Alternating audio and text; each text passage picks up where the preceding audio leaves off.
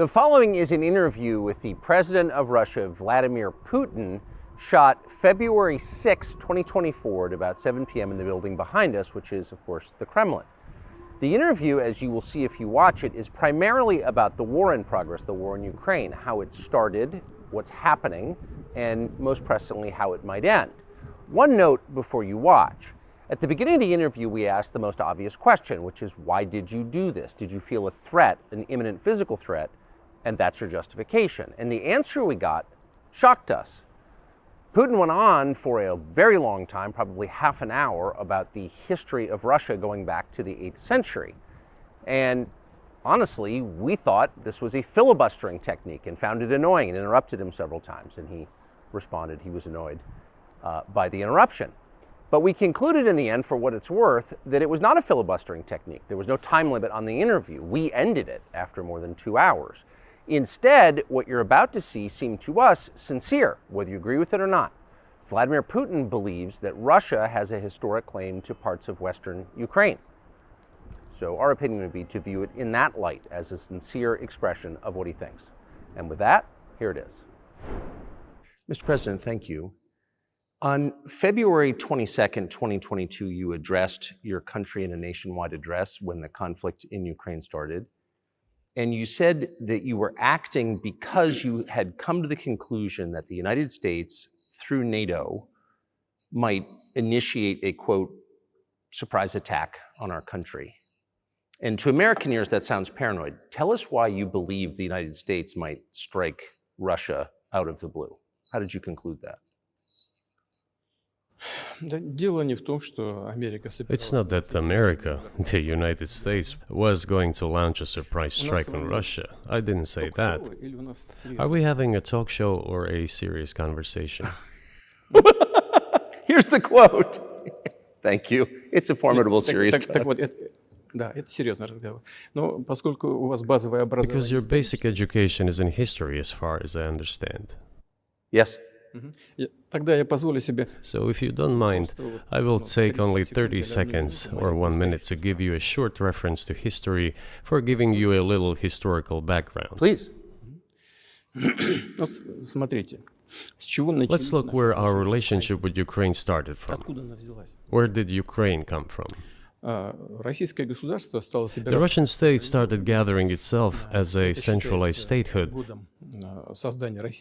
and it is considered to be the year of the establishment of the Russian state in 862, when the townspeople of Novgorod invited a Varangian prince, Rurik, from Scandinavia to reign. In 1862, Russia celebrated the 1000th anniversary of its statehood. And in Novgorod, there is a memorial dedicated to the 1000th anniversary of the country. In 882, Rurik's successor, Prince Oleg, who was actually playing the role of regent at Rurik's younger son, because Rurik had died by that time, came to Kiev.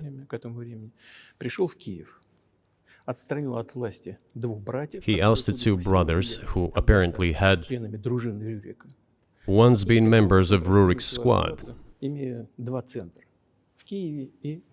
So Russia began to develop with two centers of power, Kiev and Novgorod. The next very significant date in the history of Russia was 988. This was the baptism of Russia, when Prince Vladimir, the great-grandson of Rurik, baptized Russia and adopted Orthodoxy, or Eastern Christianity. From this time, the centralized Russian state began to strengthen. Why? Because of the single territory, integrated economic ties, one and the same language, and, after the baptism of Russia, the same faith and rule of the prince. The centralized Russian state began to take shape.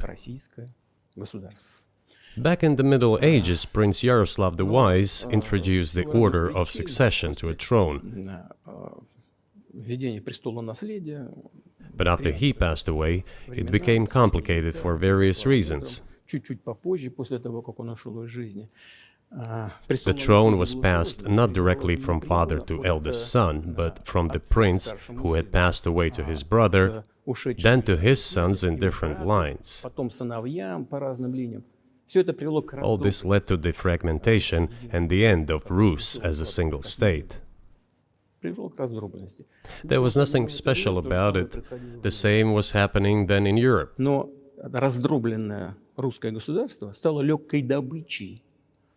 But the fragmented Russian state became an easy prey to the empire created earlier by Genghis Khan.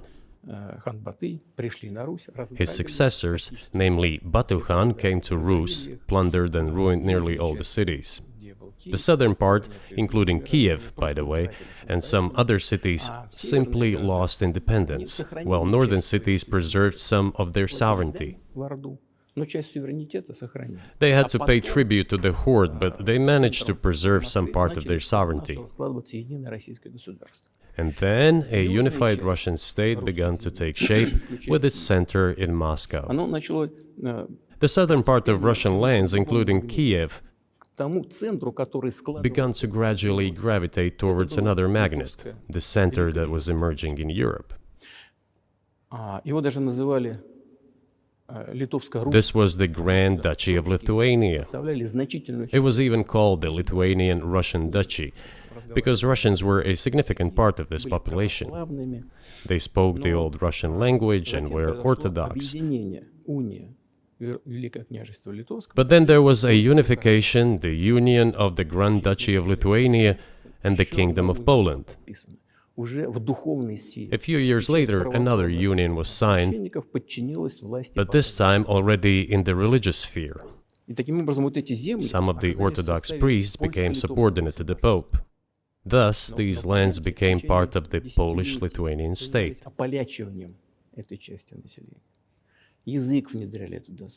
During decades, the Poles were engaged in Polonization of this part of the population.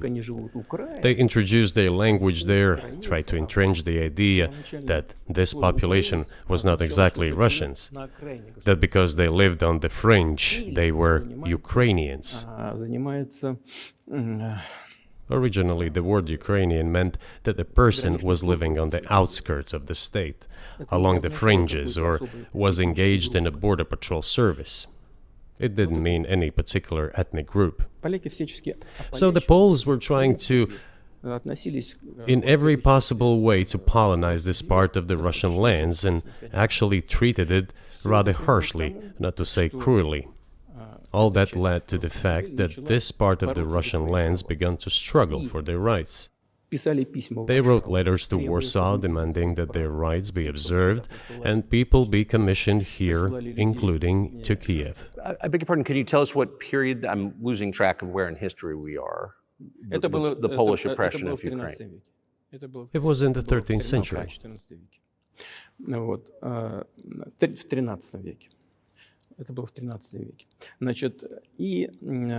Now I will tell you what happened later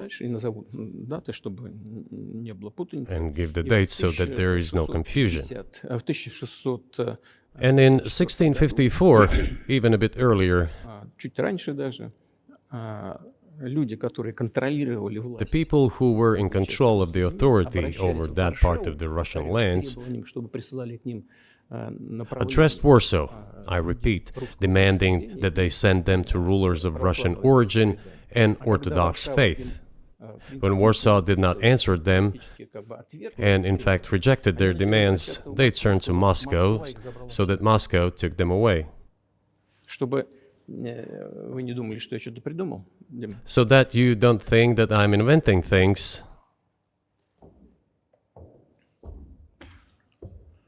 I'll give you these documents. Well, it doesn't sound like you're inventing it. I'm not sure why it's relevant to what happened 2 years ago. But still, these are documents from the archives, copies. Here are the letters from Bogdan Khmelnytsky, the man who then controlled the power in this part of the Russian lands that is now called Ukraine. He wrote to Warsaw demanding that their rights be upheld. And after being refused, he began to write letters to Moscow, asking to take them under the strong hand of the Moscow Tsar. There are copies of these documents. I will leave them for your good memory. There is a translation into Russian. You can translate it into English later. Russia would not agree to admit them straight away, assuming that the war with Poland would start. Nevertheless, in 1654, the Pan-Russian Assembly of top clergy and landowners, headed by the Tsar, which was the representative body of the power of the old Russian state, decided to include a part of the old Russian lands into Moscow Kingdom. As expected, the war with Poland began. It lasted 13 years, and then in 1654, a truce was concluded. And 32 years later, I think, a peace treaty with Poland, which they called Eternal Peace, was signed. And these lands, the whole left bank of Dnieper, including Kiev, went to Russia. And the whole right bank of Dnieper remained in Poland. Under the rule of Catherine the Great, Russia reclaimed all of its historical lands, including in the south and west.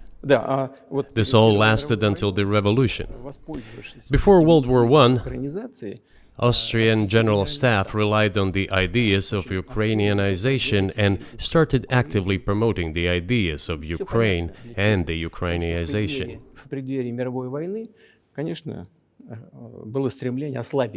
Their motive was obvious. Just before World War I, they wanted to weaken the potential enemy and secure themselves favorable conditions in the border area. So the idea which had emerged in Poland that people residing in that territory were allegedly not really Russians, but rather belonged to a special ethnic group, Ukrainians, started being propagated by the Austrian General Staff.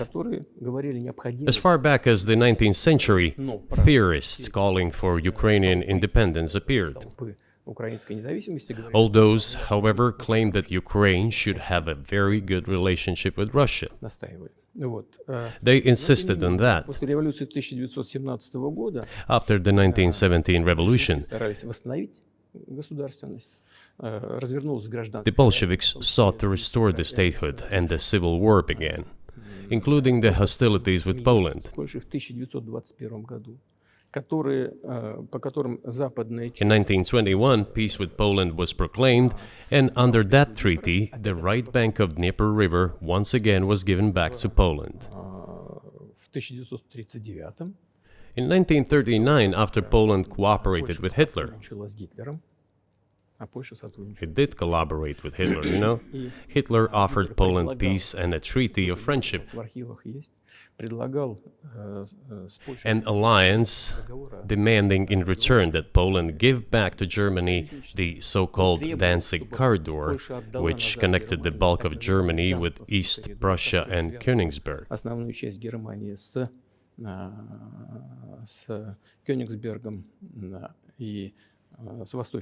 After World War I, this territory was transferred to Poland, and instead of Danzig, a city of Gdansk emerged.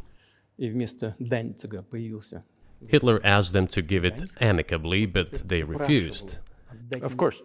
Still, they collaborated with Hitler and engaged together in the partitioning of Czechoslovakia. But may I ask you, you're making the case that Ukraine, certainly parts of Ukraine, Eastern Ukraine, is in effect Russia, has been for hundreds of years. Why wouldn't you just take it when you became president 24 years ago? You have nuclear weapons, they don't. If it's actually your land, why did you wait so long? Sure. I'll tell you. I'm coming to that. This briefing is coming to an end. It might be boring, but it explains many things. I just don't know how it's relevant. Good. Good. I'm so gratified that you appreciate that. Thank you. So, before World War II, Poland collaborated with Hitler, and although it did not yield to Hitler's demands, it still participated in the partitioning of Czechoslovakia together with Hitler, as the Poles had not given the Danzig corridor to Germany and went too far, pushing Hitler to start World War II by attacking them.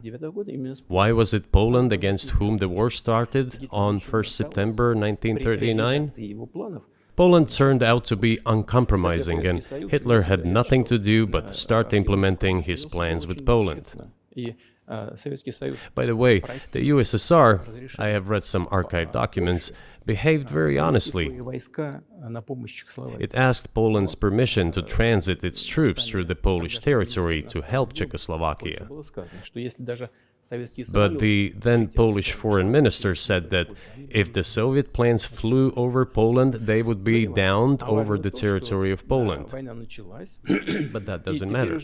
What matters is that the war began, and Poland fell prey to the policies it had pursued against Czechoslovakia, as under the well-known Molotov-Ribbentrop Pact. Part of the territory, including western Ukraine, was to be given to Russia. Thus, Russia, which was then named the USSR, regained its historical lands. After the victory in the Great Patriotic War, as we call World War II, all those territories were ultimately enshrined as belonging to Russia, to the USSR. As for Poland, it received, apparently in compensation, the lands which had originally been German. The eastern parts of Germany, these are now western lands of Poland.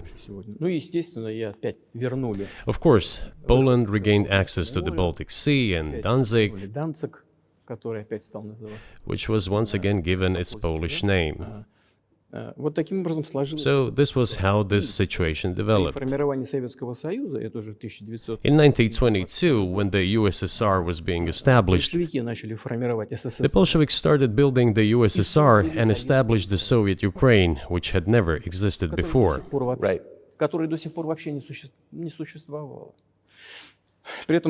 Stalin insisted that those republics be included in the USSR as autonomous entities.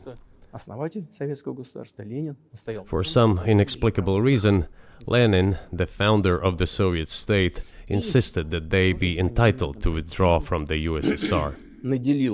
And again, for some unknown reasons, he transferred to that newly established Soviet Republic of Ukraine some of the lands together with people living there, even though those lands had never been called Ukraine, and yet they were made part of that Soviet Republic of Ukraine.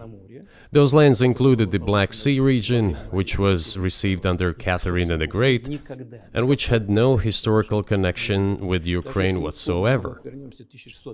Even if we go as far back as 1654, when these lands returned to Russian Empire, that territory was the size of 3 to 4 regions of modern Ukraine, with no Black Sea region. That was completely out of the question. In 1654. Exactly. You obviously have encyclopedic knowledge of this region, but why didn't you make this case for the first 22 years as president that Ukraine wasn't a real country?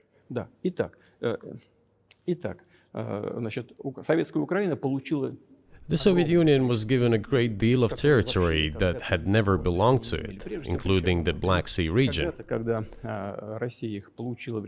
At some point, when Russia received them as an outcome of the Russo-Turkish Wars, they were called New Russia or Novorossiya. But that does not matter. What matters is that Lenin, the founder of the Soviet state, established Ukraine that way.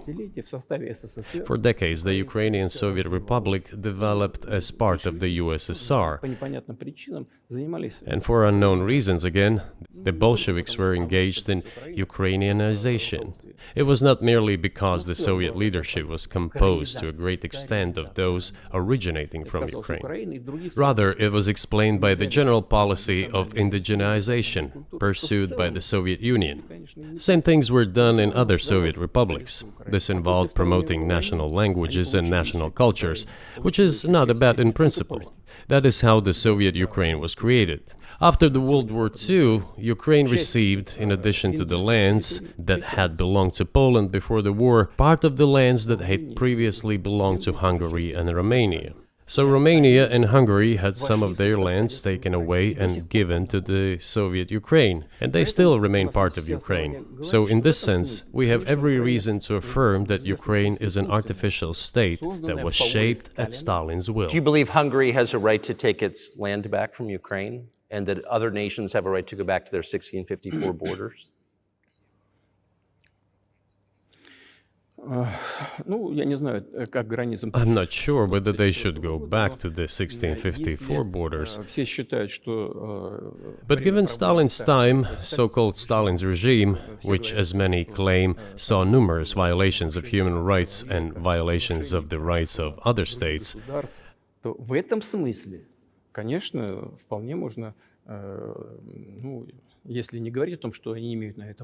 one may say that they could claim back those lands of theirs while having no right to do that. It is at least understandable. Have you told Viktor Orban that he can have part of Ukraine?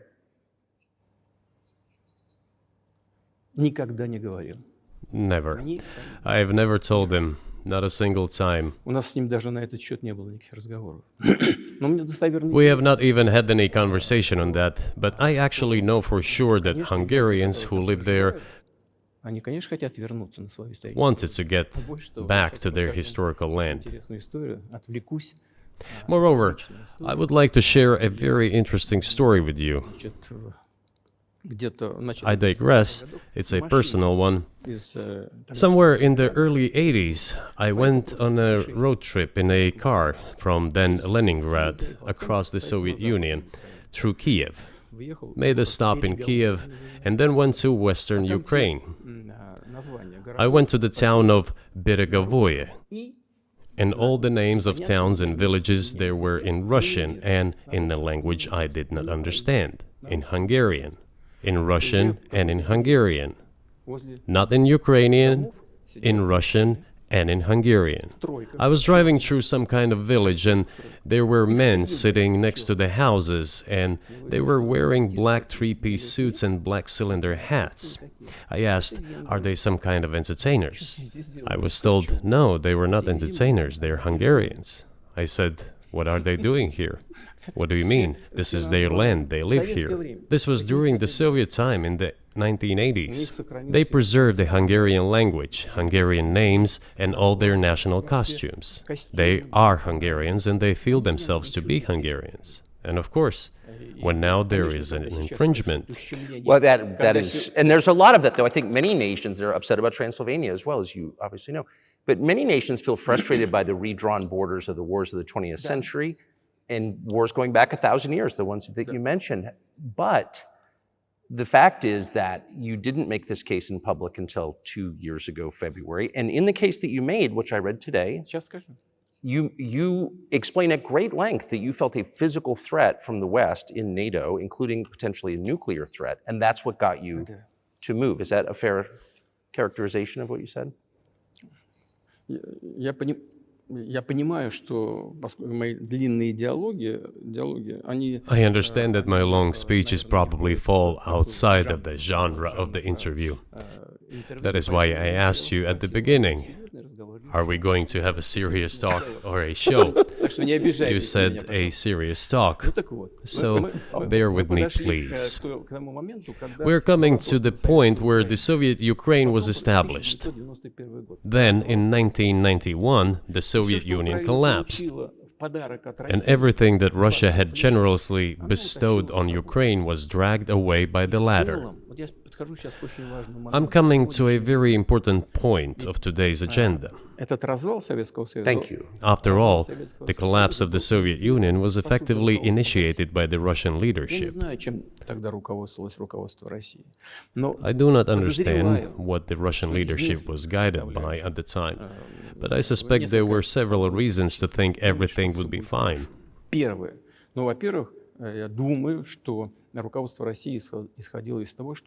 First, I think that then Russian leadership believed that the fundamentals of the relationship between Russia and Ukraine were, in fact, a common language. More than 90% of the population there spoke Russian.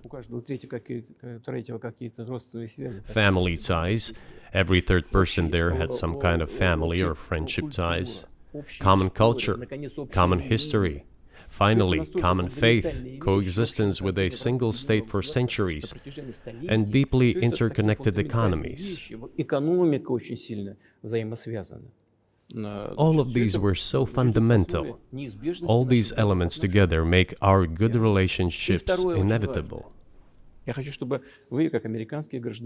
second point is a very important one. I want you, as an American citizen, and your viewers to hear about this as well. The former Russian leadership assumed that the Soviet Union had ceased to exist, and therefore there were no longer any ideological dividing lines. Russia even agreed voluntarily and proactively to the collapse of the Soviet Union, and believed that this would be understood by the so-called civilized West as an invitation for cooperation and association. That is what Russia was expecting, both from the United States and the so-called collective West as a whole.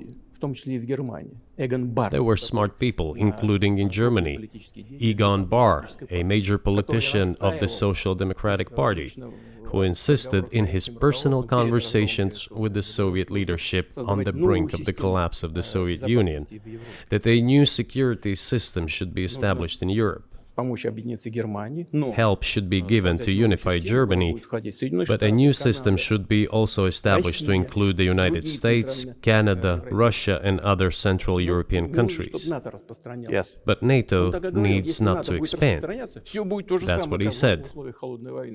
If NATO expands, everything would be just the same as during the Cold War, only closer to Russia's borders. That's all. He was a wise old man, but no one listened to him. In fact, he got angry once.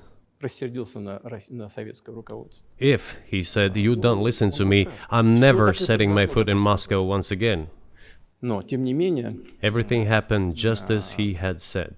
Well, of course, it did come true, and you've mentioned this many times. I think it's a fair point, and many in America thought that relations between Russia and the United States would be fine with the collapse of the Soviet Union and the end of the Cold War, that the opposite happened. But you've never explained why you think that happened, except to say that the West fears a strong Russia, but we have a strong China the West does not seem very afraid of. What about Russia, do you think, convinced policymakers they had to take it down? The West is afraid of strong China more than it fears a strong Russia, because Russia has 150 million people and China has 1.5 billion population, and its economy is growing by leaps and bounds, or 5% a year. It used to be even more. But that's enough for China. As Bismarck once put it, potentials are the most important. China's potential is enormous. It is the biggest economy in the world today in terms of purchasing power parity and the size of the economy. It has already overtaken the United States quite a long time ago, and it is growing at a rapid clip. Let's not talk about who is afraid of whom. Let's not reason in such terms. And let's get into the fact that after 1991, when Russia expected that it would be welcomed into the brotherly family of civilized nations, nothing like this happened.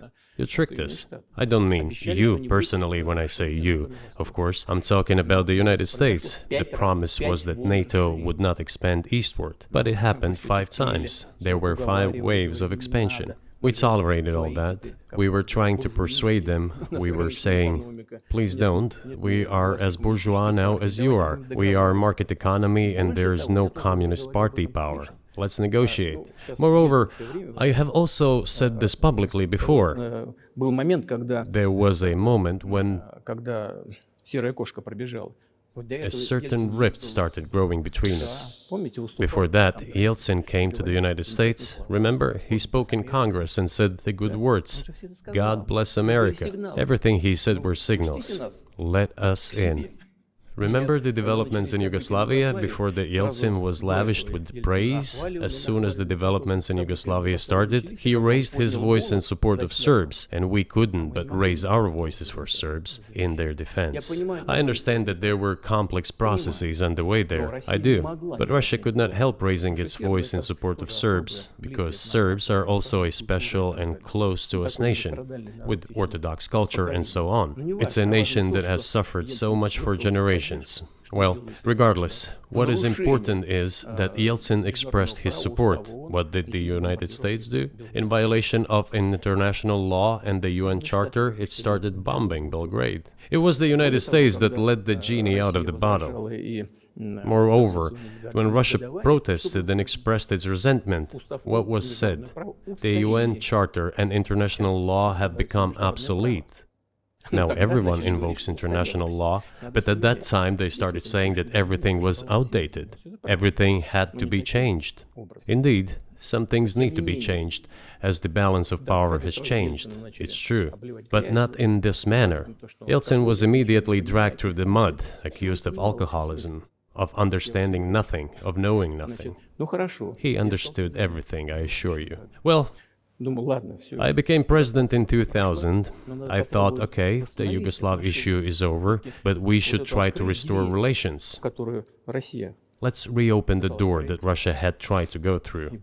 And moreover, I said it publicly, I can reiterate.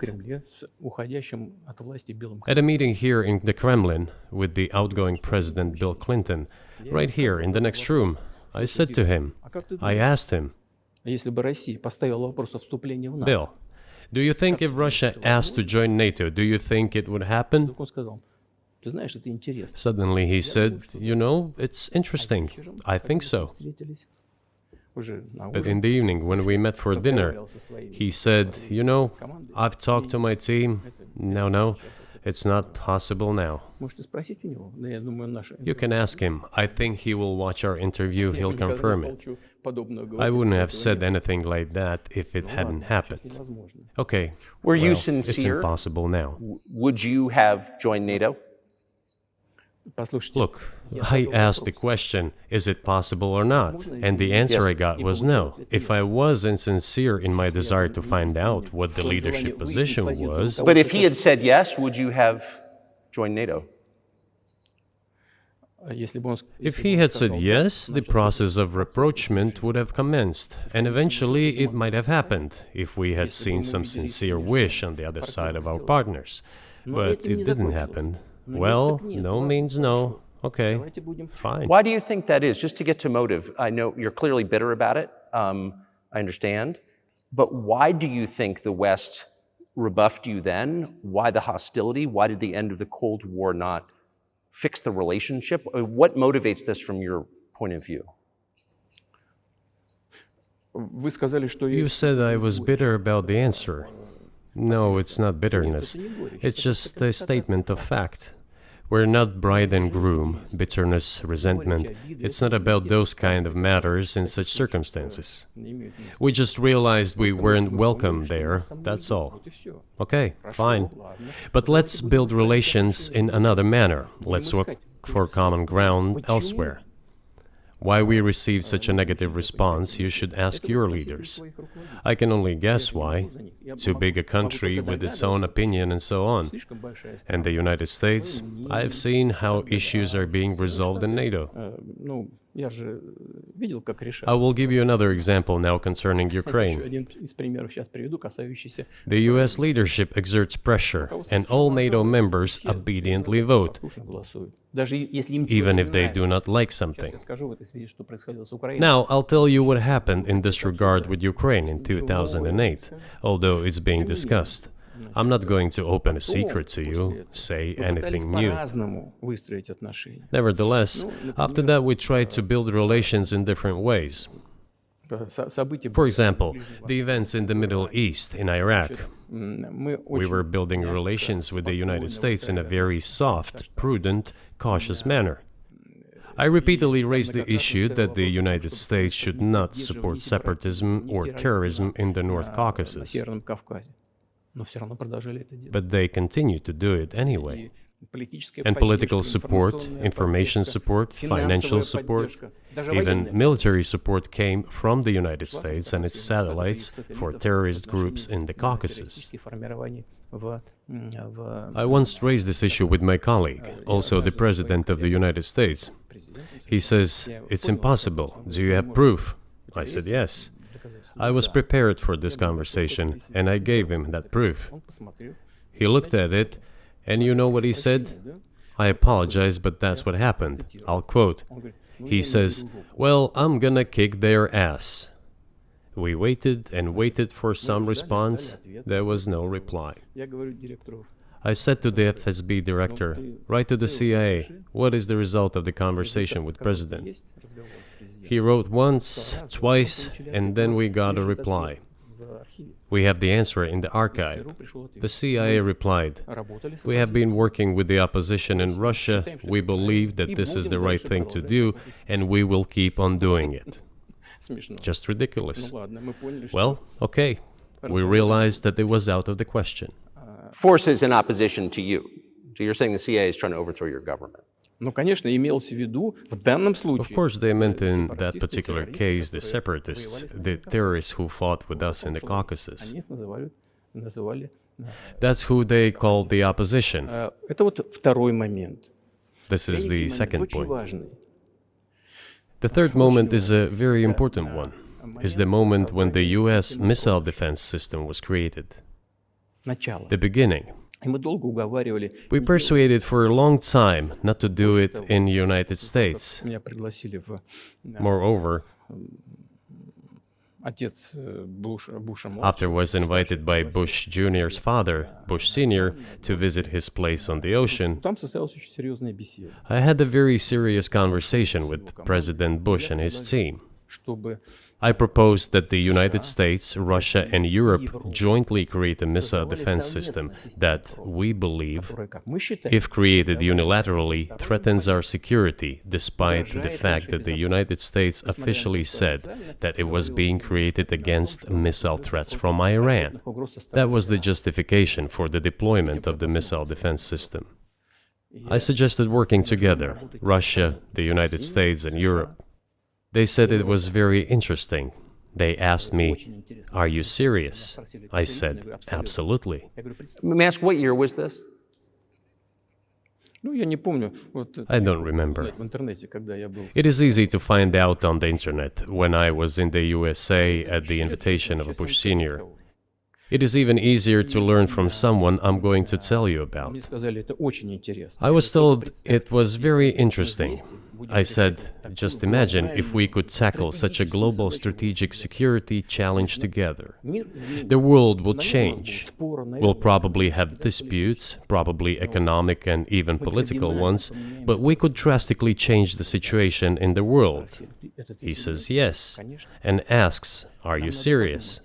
I said, "Of course. We need to think about it," I'm told. I said, "Go ahead, please."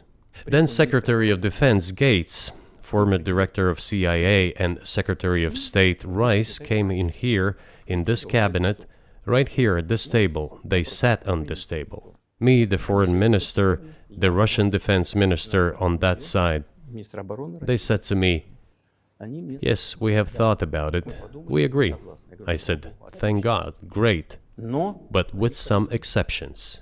So twice you've described US presidents making decisions and then being undercut by their agency heads. So it sounds like you're describing a system that's not run by the people who were elected, in your telling. That's right, that's right. In the end, they just told us to get lost. I'm not going to tell you the details because I think it's incorrect. After all, it was confidential conversation. But our proposal was declined, that's a fact. It was right then when I said, "Look, but then we will be forced to take countermeasures. We will create such strike systems that will certainly overcome missile defense systems." The answer was, "We are not doing this against you, and you do what you want," assuming that it is not against us, not against the United States. I said, "Okay." Very well. That's the way it went. And we created hypersonic systems with intercontinental range, and we continue to develop them. We are now ahead of everyone, the United States and the other countries, in terms of the development of hypersonic strike systems, and we are improving them every day. But it wasn't us. We proposed to go the other way, and we were pushed back. Now, about NATO's expansion to the east. Well, we were promised no NATO to the east, not an inch to the east, as we were told. And then what? They said, well, it's not enshrined on paper, so we'll expand. So there were 5 waves of expansion, the Baltic states, the whole of Eastern Europe, and so on. And now I come to the main thing. They have come to the Ukraine, ultimately. In 2008, at the summit in Bucharest, they declared that the doors for Ukraine and Georgia to join NATO were open. Now about how decisions are made there. Germany, France seem to be against it, as well as some other European countries. But then, as it turned out later, President Bush, and he's such a tough guy, a tough politician, as I was told later, he exerted pressure on us and we had to agree. It's ridiculous, it's like kindergarten. Where are the guarantees? What kindergarten is this? What kind of people are these? Who are they? You see, they were pressed, they agreed. And then they say, Ukraine won't be in the NATO, you know? I say, I don't know. I know you agreed in 2008. Why won't you agree in the future? Well, they pressed us then. I say, why won't they press you tomorrow? And you'll agree again. Well, it's nonsensical. Who's there to talk to? I just don't understand. We're ready to talk. But with whom? Where are the guarantees? None. So they started to develop the territory of Ukraine. Whatever is there, I have told you the background, how this territory developed, what kind of relations there were with Russia. Every second or third person there has always had some ties with Russia. And during the elections, in already independent, sovereign Ukraine, which gained its independence as a result of the Declaration of Independence, and by the way, it says that Ukraine is a neutral state, and in 2008, suddenly the doors or gates to NATO were open to it. Oh, come on. This is not how we agreed. Now, all the presidents that have come to power in Ukraine, they relied on electorate with a good attitude to Russia in one way or the other. This is the southeast of Ukraine. This is a large number of people. And it was very difficult to dissuade this electorate, which had a positive attitude towards Russia. Viktor Yanukovych came to power, and how? The first time he won after President Kuchma, they organized a third round, which is not provided for in the constitution of Ukraine. This is a coup d'etat. Just imagine, someone in the United States wouldn't like the outcome. In 2014? Before that. No, this was before that. After President Kuchma, Viktor Yanukovych won the elections. However, his opponents did not recognize that victory. The US supported the opposition, and the third round was scheduled. What is this? This is a coup. The US supported it, and the winner of the third round came to power. Imagine if in the US something was not to someone's liking, and the third round of election, which the US Constitution does not provide for, was organized. Nonetheless, it was done in Ukraine. Okay, Viktor Yushchenko, who was considered a pro-Western politician, came to power. Fine, we have built relations with him as well. He came to Moscow with visits. We visited Kiev. I visited too. We met in an informal setting.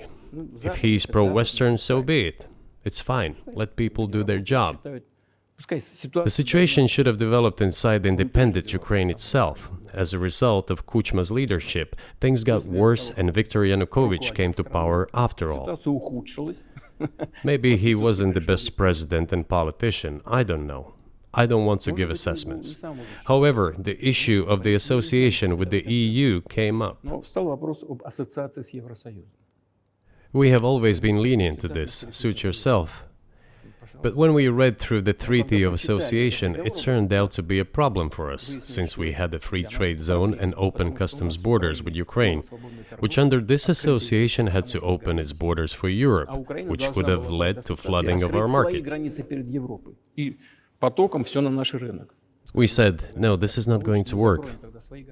We shall close our borders with Ukraine then. The customs borders, that is.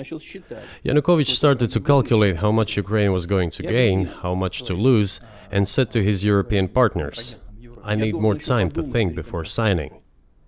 The moment he said that, the opposition began to take destructive steps which were supported by the West. It all came down to Maidan and a coup in Ukraine. So he did more trade with Russia than with the EU. Ukraine did. Of course. It's not even the matter of trade volume, although for the most part it is. It is the matter of cooperation ties, which the entire Ukrainian economy was based on. The cooperation ties between the enterprises were very close since the times of the Soviet Union. One enterprise there used to produce components to be assembled both in Russia and Ukraine and vice versa. They used to be very close ties.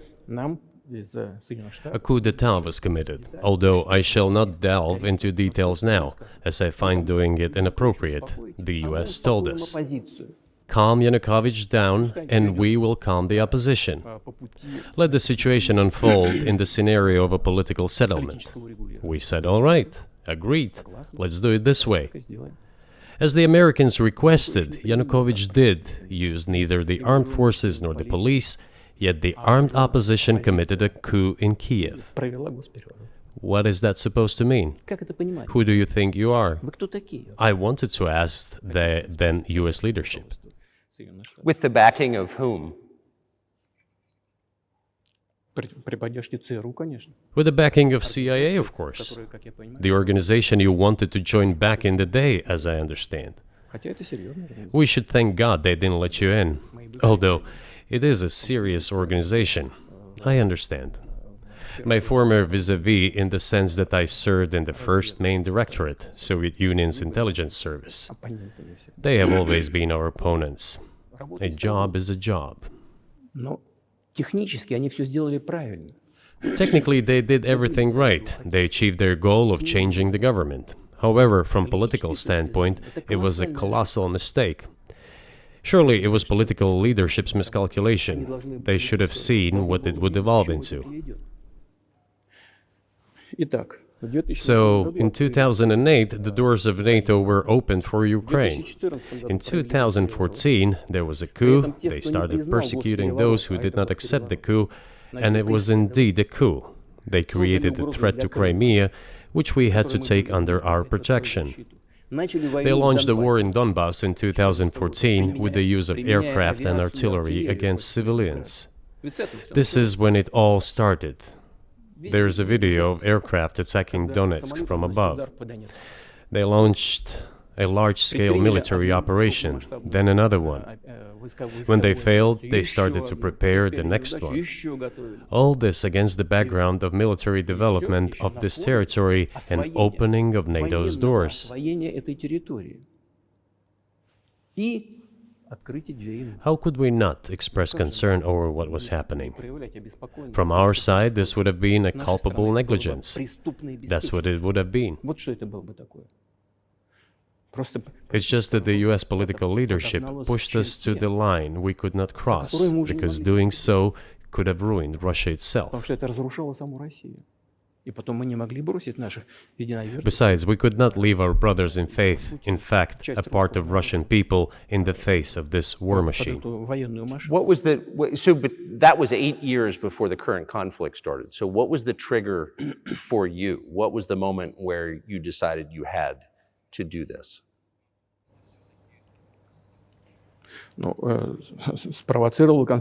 Initially, it was the coup in Ukraine that provoked the conflict.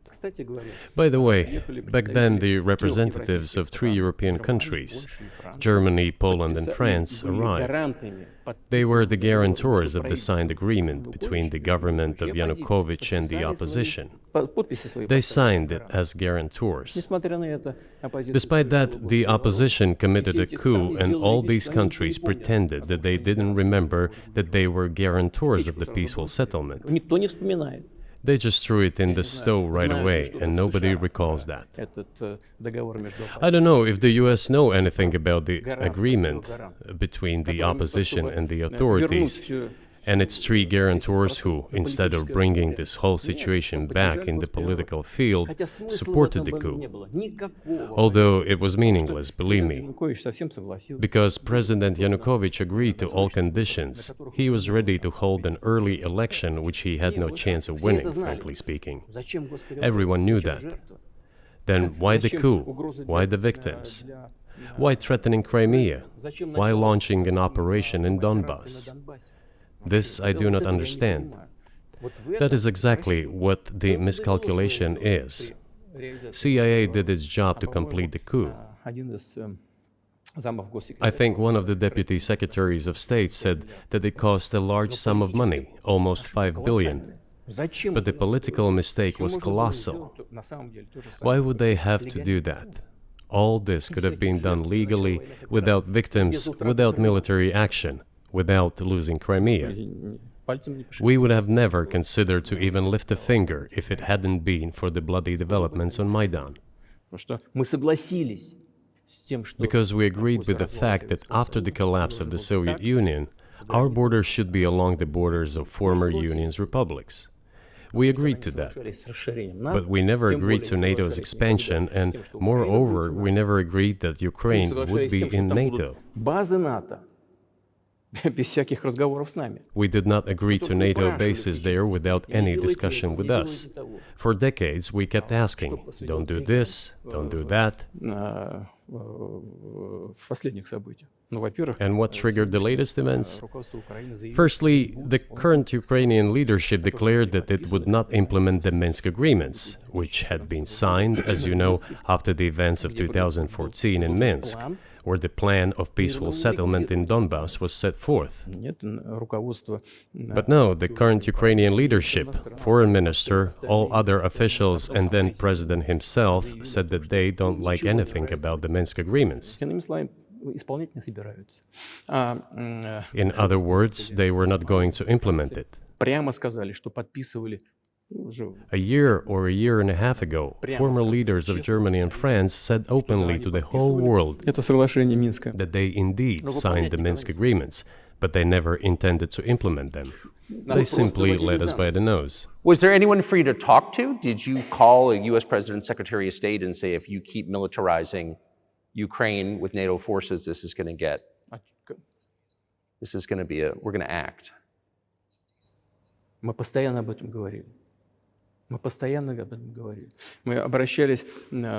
We talked about this all the time. We addressed the United States and European countries' leadership to stop these developments immediately, to implement the Minsk agreements. Frankly speaking, I didn't know how we were going to do this, but I was ready to implement them. These agreements were complicated for Ukraine. They included lots of elements of those Donbass territories' independence. That's true. However, I was absolutely confident, and I'm saying this to you now. I honestly believe that if we managed to convince the residents of Donbass, and we had to work hard to convince them to return to the Ukrainian statehood, then gradually the wounds would start to heal. When this part of territory reintegrated itself into common social environment, when the pensions and social benefits were paid again, all the pieces would gradually fall into place. No, nobody wanted that. Everybody wanted to resolve the issue by military force only. But we could not let that happen. And the situation got to the point when the Ukrainian side announced, no, we will not do anything. They also started preparing for military action.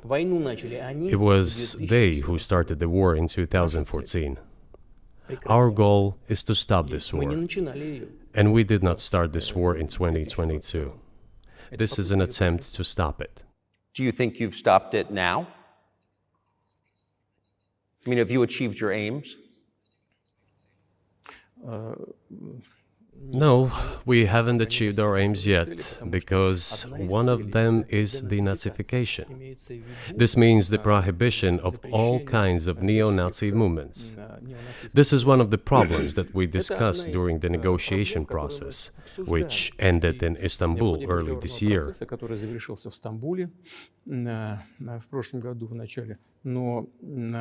And it was not our initiative, because we were told by the Europeans, in particular, that it was necessary to create conditions for the final signing of the documents. My counterparts in France and Germany said, "How can you imagine them signing a treaty with a gun to their heads? The troops should be pulled back from Kiev." I said, "All right." We withdrew the troops from Kiev. As soon as we pulled back our troops from Kiev, our Ukrainian negotiators immediately threw all our agreements reached in Istanbul into the bin and got prepared for a long-standing armed confrontation with the help of the United States and its satellites in Europe. That is how the situation has developed, and that is how it looks now. But what is, pardon my ignorance, what is denazification? What would that mean? What is... Да, вот я как раз хочу сейчас об этом сказать. Это очень важный вопрос. Денацификация. That is what I want to talk about right now. It is a very important issue. Denazification. After gaining independence, Ukraine began to search, as some Western analysts say, its identity. And it came up with nothing better than to build this identity upon some false heroes who collaborated with Hitler.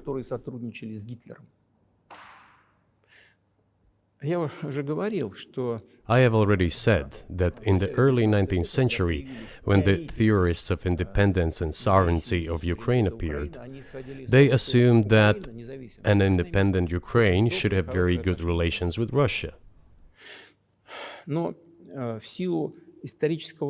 But due to the historical development, those territories were part of the Polish-Lithuanian Commonwealth, Poland, where Ukrainians were persecuted and treated quite brutally, as well as were subject to cruel behavior.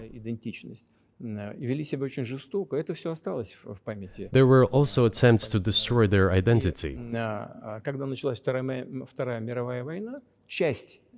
All this remained in the memory of the people. When World War II broke out, part of this extremely nationalist elite collaborated with Hitler, believing that he would bring them freedom. The German troops, even the SS troops, made Hitler's collaborators do the dirtiest work of exterminating the Polish and Jewish population. Hence this brutal massacre of the Polish and Jewish population, as well as the Russian population too.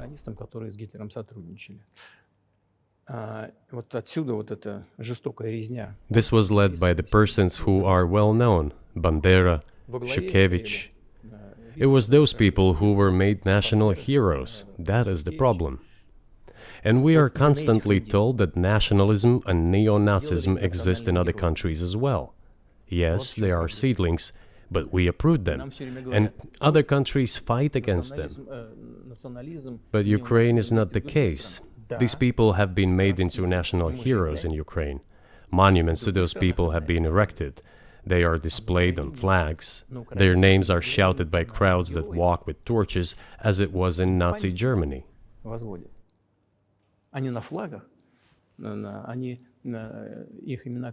These were people who exterminated Poles, Jews, and Russians.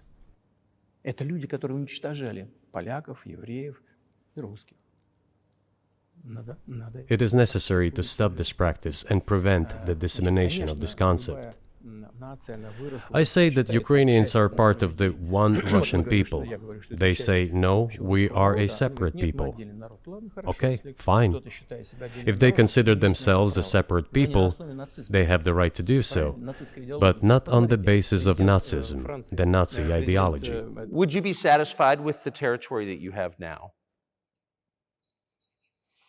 Нет, сейчас закончим. Вы же задали вопрос по неонацизму и денацификации. I will finish answering the question. You just asked a question about neo-Nazism and denazification. Замалчивается на Западе. Look, the president of Ukraine visited Canada. The story is well known, but being silenced in the Western countries. Спикер парламента. The Canadian Parliament introduced a man who, as the Speaker of the Parliament said, fought against the Russians during the World War II. Well, who fought against the Russians during the World War II? Hitler and his accomplices. It turned out that this man served in the SS troops. He personally killed Russians, Poles, and Jews. The SS troops consisted of Ukrainian nationalists who did this dirty work. The president of Ukraine stood up with the entire Parliament of Canada and applauded this man. How can this be imagined? The president of Ukraine himself, by the way, is a Jew by nationality. Really, my question is, what do you do about it? I mean, Hitler's been dead for 80 years. Nazi Germany no longer exists. And so, true. And so, I think what you're saying is you want to extinguish or at least control Ukrainian nationalism. But how? How do you do that? Вот послушайте меня. Ваш вопрос очень тонкий. Listen to me. Your question is very subtle, and I can tell you what I think. Do not take offense. Of course. Он, казалось бы, тонкий, он очень противный, этот вопрос. This question appears to be subtle. It is quite pesky. Значит, You say Hitler has been dead for so many years, 80 years. But his example lives on. People who exterminated Jews, Russians, and Poles are alive. And the president, the current president of today's Ukraine, applauds him in the Canadian Parliament, gives a standing ovation. Can we say that we have completely uprooted this ideology if what we see is happening today? That is what denazification is in our understanding. We have to get rid of those people who maintain this concept and support this practice and try to preserve it. That is what denazification is. That is what we mean. Right. My question was a little more specific. It was, of course, not a defense of Nazis, neo or otherwise. It was a practical question. You don't control the entire country. You don't control Kiev. You don't seem like you want to. So how do you eliminate a culture or an ideology or feelings or a view of history in a country that you don't control? What do you do about that? А вы знаете, как вам не покажется странным, в ходе переговоров в Стамбуле... You know, as strange as it may seem to you, during the negotiations in Istanbul, we did agree that we have it all in writing. Neo-Nazism would not be cultivated in Ukraine, including that it would be prohibited at the legislative level. Mr. Carlson, we agreed on that. This, it turns out, can be done during the negotiation process. And there's nothing humiliating for Ukraine as a modern civilized state. Is any state allowed to promote Nazism? It is not, is it? That is it. Will there be talks, and why haven't there been talks about resolving the conflict in Ukraine, peace talks? Они были, они дошли до очень высокой стадии согласования позиций, сложно. They have been. They reached a very high stage of coordination of positions in a complex process, but still they were almost finalized. But after we withdrew our troops from Kiev, as I have already said, the other side threw away all these agreements and obeyed the instructions of Western countries, European countries, and the United States to fight Russia to the bitter end. Moreover, the president of Ukraine has legislated a ban on negotiating with Russia. He signed a decree forbidding everyone to negotiate with Russia. But how are we going to negotiate if he forbade himself and everyone to do this? We know that he is putting forward some ideas about this settlement, but in order to agree on something, we need to have a dialogue. Is that not right? Well, but you wouldn't be speaking to the Ukrainian president, you'd be speaking to the American president. When was the last time you spoke to Joe Biden? I cannot remember when I talked to him. I do not remember. We can look it up. You don't remember? No. Why? Do I have to remember everything? I have my own things to do. We have domestic political affairs. Well, he's funding the war that you're fighting, so I would think that would be memorable. Well, yes, he funds, but I talked to him before the special military operation, of course. And I said to him then, by the way, I will not go into details, I never do, but I said to him then, I believe that you are making a huge mistake of historic proportions by supporting everything that is happening there, in Ukraine, by pushing Russia away. I told him repeatedly, by the way. I think that would be correct if I stop here. What did he say? Ask him, please. It is easier for you. You are a citizen of the United States. Go and ask him. It is not appropriate for me to comment on our conversation. But you haven't spoken to him since before February of 2022.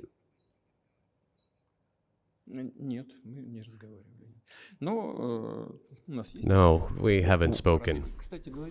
Certain contacts are being maintained, though. Speaking of which,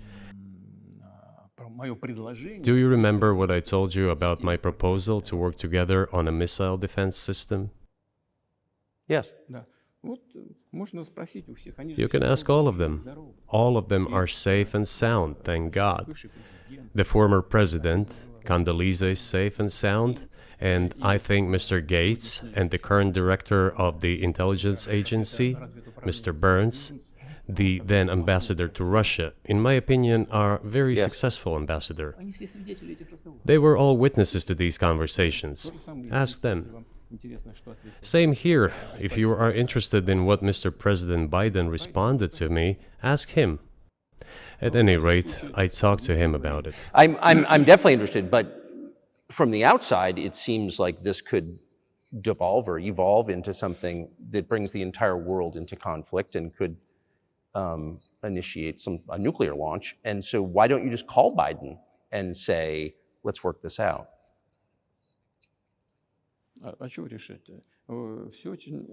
What's there to work out? It's very simple. I repeat. We have contacts through various agencies. I will tell you what we are saying on this matter and what we are conveying to the US leadership. If you really want to stop fighting, you need to stop supplying weapons. It will be over within a few weeks. That's it. And then we can agree on some terms. Before you do that, stop. What's easier? Why would I call him? What should I talk to him about? Or beg him for what? And what messages do you get back? You're going to deliver such and such weapons to Ukraine? Oh, I'm afraid, please don't. What is there to talk about? Do you think NATO is worried about this becoming a global war or a nuclear conflict? At least that's what they're talking about. And they're trying to intimidate their own population with an imaginary Russian threat. This is an obvious fact. And thinking people, not Philistines, but thinking people, analysts, those who are engaged in real politics, just smart people, understand perfectly well that this is a fake. They're trying to fuel the Russian threat. The threat I think you're referring to is a Russian invasion of Poland, Latvia, expansionist behavior. Can you imagine a scenario where you sent Russian troops to Poland?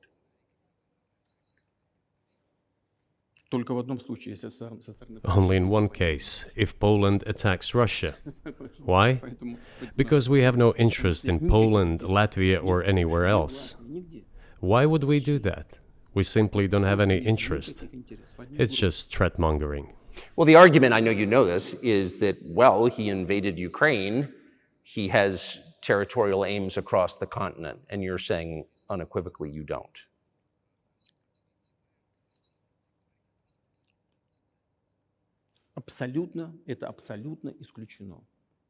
It is absolutely out of the question. You just don't have to be any kind of analyst. It goes against common sense to get involved in some kind of a global war. Глобальная война поставить на грань. And a global war will bring all humanity to the brink of destruction. It's obvious. Вот. И есть, конечно, средства. There are certainly means of deterrence. They have been scaring everyone with us all along. Tomorrow Russia will use tactical nuclear weapons. Tomorrow Russia will use that. No, the day after tomorrow. So what? Выбить из налогоплательщиков In order to США extort additional money from US taxpayers and European taxpayers in the confrontation with Russia in the Ukrainian theater of war. как можно. The goal is to weaken Russia as much as possible. One of our senior United States senators from the state of New York, Chuck Schumer, said yesterday, I believe, that we have to continue to fund the Ukrainian effort, or U.S. soldiers, citizens could wind up fighting there. How do you assess that?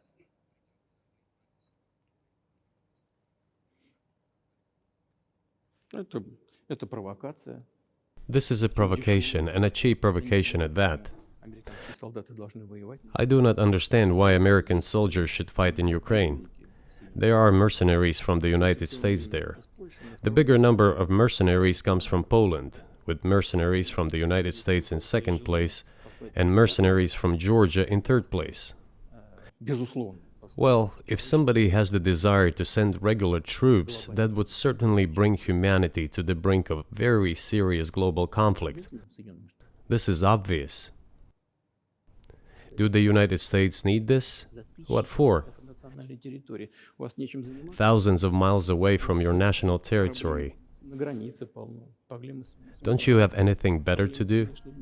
с государством. You have issues on the border, issues with migration, issues with the national debt, more than $33 trillion. You have nothing better to do, so you should fight in Ukraine?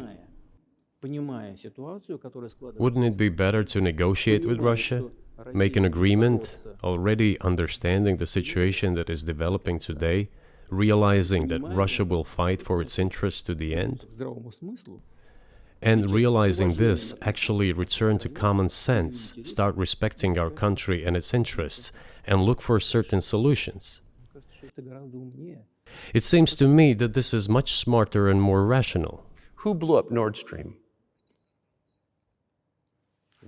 You for sure. I was busy that day. Nate, do you have I did not blow up То есть Nord у вас- Stream. у Thank вас- you, though. У вас лично, может быть, есть алиби. У вас лично. You personally may have an alibi, but the CIA has no such alibi. Я не- Do you have evidence that NATO or the CIA did it?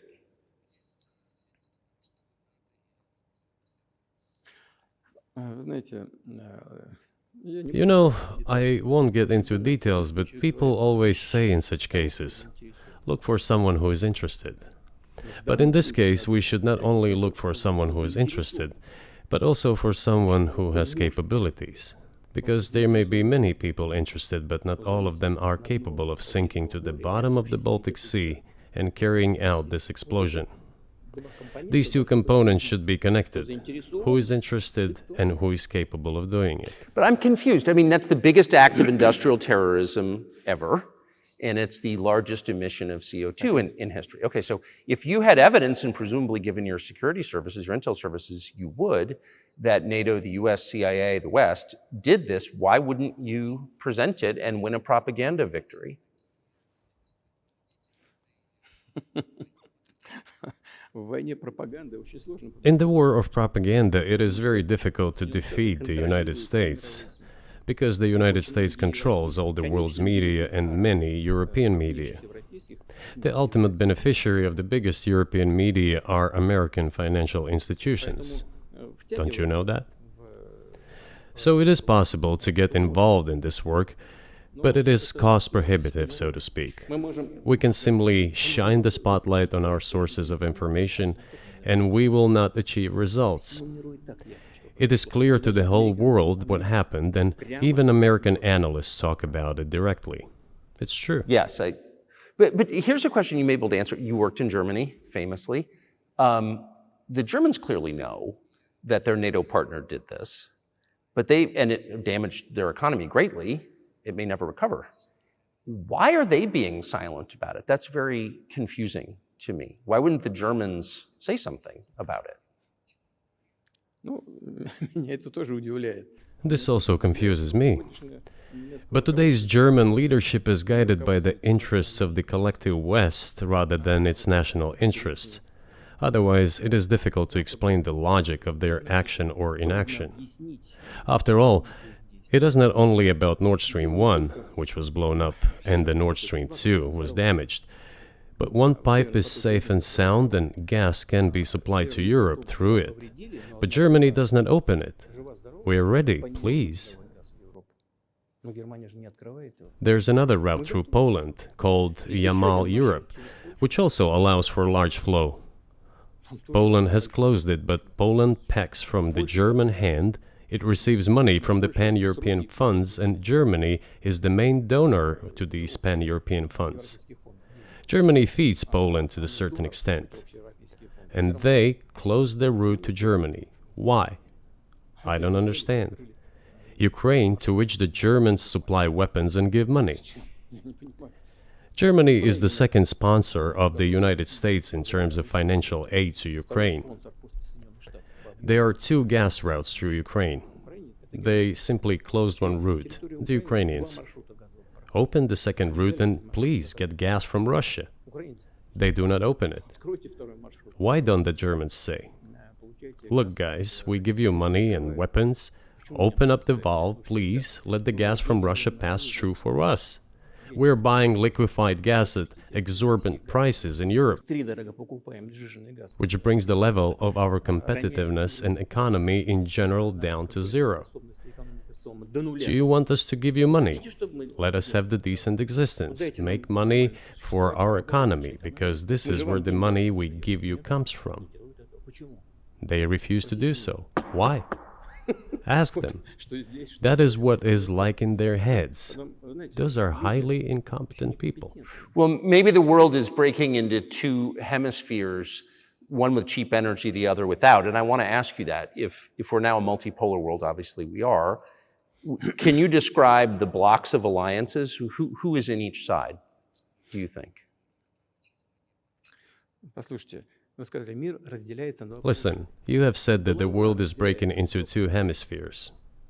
A human brain is divided into two hemispheres. One is responsible for one type of activities, the other one is more about creativity and so on. But it is still one and the same head. The world should be a single whole. Security should be shared rather than meant for the golden billion. That is the only scenario where the world could be stable, sustainable, and predictable. Until then, while the head is split in two parts, it is an illness, a serious adverse condition. It is a period of severe disease that the world is going through now. But I think that, thanks to honest journalism, this work is akin to work of the doctors. This could somehow be remedied. Well, let's just give one example, the US dollar, which has kind of united the world in a lot of ways, maybe not to your advantage, but certainly to ours. Is that going away as the reserve currency, the universally accepted currency? How have sanctions, do you think, changed the dollar's place in the world?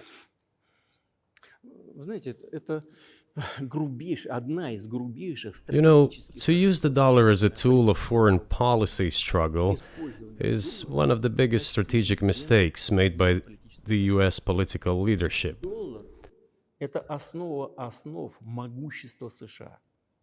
The dollar is the cornerstone of the United States power. I think everyone understands very well that no matter how many dollars are printed, they are quickly dispersed all over the world.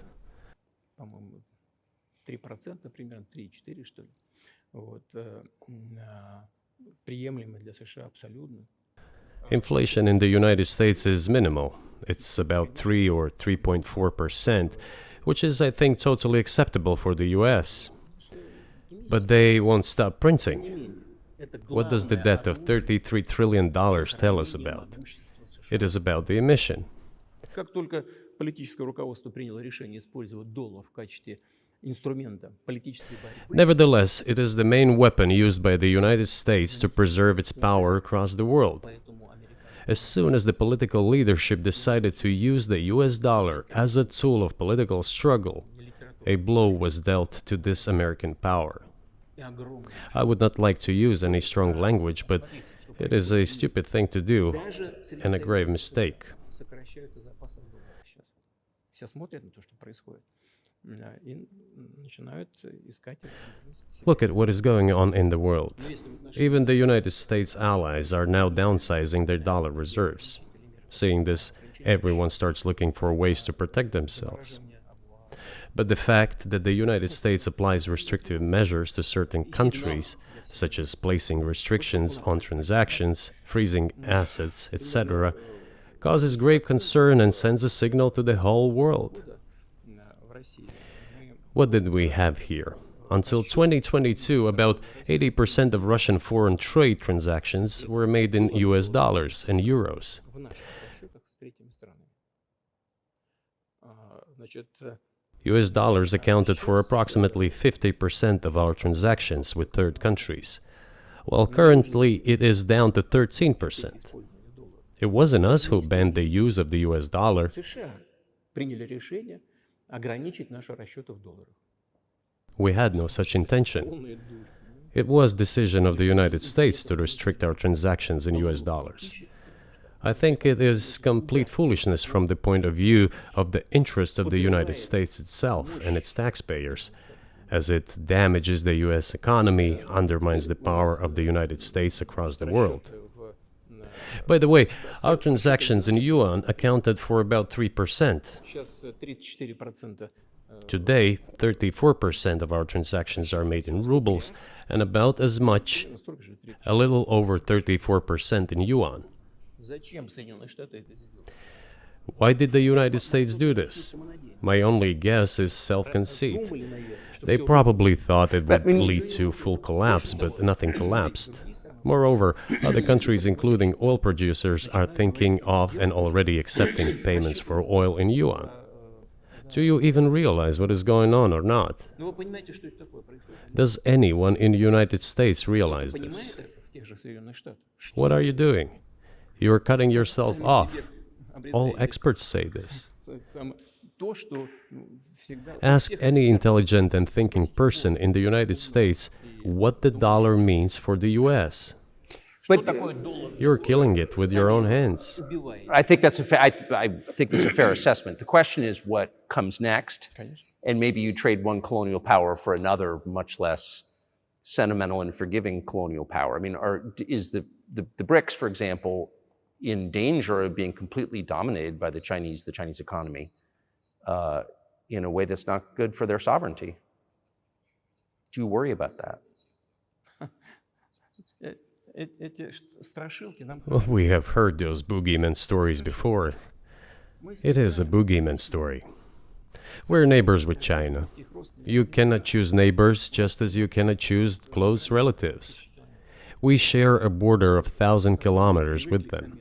This is number one. Second, we have a centuries-long history of coexistence. We're used to it. Third, China's foreign policy philosophy is not aggressive. Its idea is to always look for compromise, and we can see that.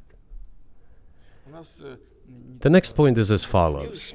We are always told the same boogeyman story, and here it goes again. Through an euphemistic form, but it is still the same boogeyman story. The cooperation with China keeps increasing. The pace at which China's cooperation with Europe is growing is higher and greater than that of the growth of Chinese-Russian cooperation. Ask Europeans, aren't they afraid? They might be, I don't know.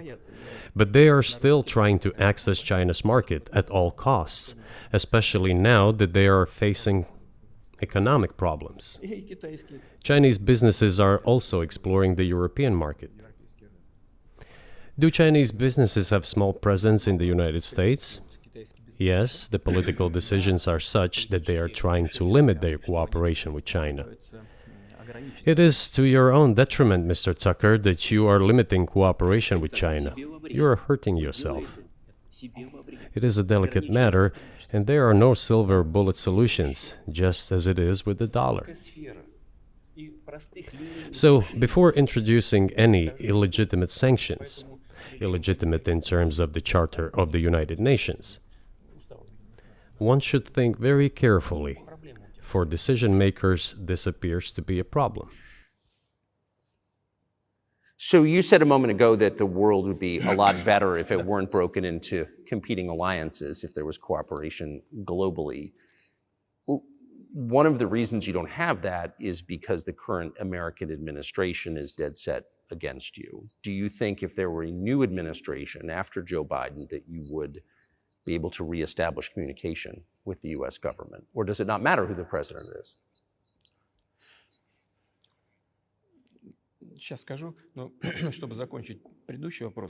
I will tell you, but let me finish the previous thought. We, together with my colleague and friend, President Xi Jinping, set a goal to reach $200 billion of mutual trade with China this year.